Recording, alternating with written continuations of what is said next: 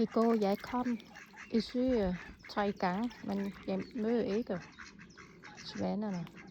Altså i dag jeg kom også i formiddags, men der var ikke nogen. Så aften nu, så jeg kom igen.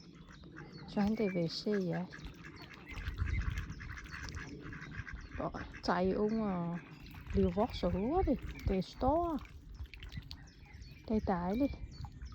Og svanefar, han står og spærrer vej her. Det har lige for mage.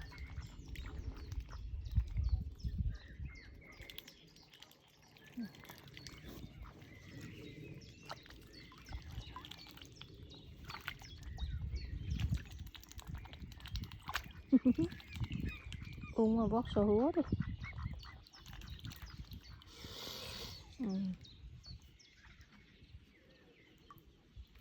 Det står tæt for mig.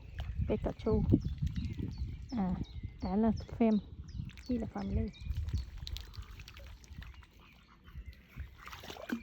Der er ikke mange dage, det bliver her mere.